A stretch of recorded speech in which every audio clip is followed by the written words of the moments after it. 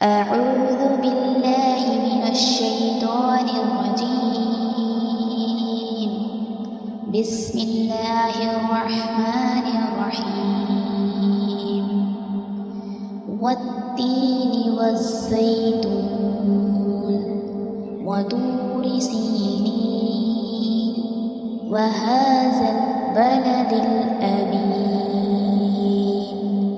لقد خلقنا الإنسان في أحسن تقويم ثم رددناه أسفل سافلين إلا الذين آمنوا وعملوا الصالحات فلهم أجر غير ممنون. فما يكذبك بعد بالدين؟ أليس الله بأحكم الحاكمين؟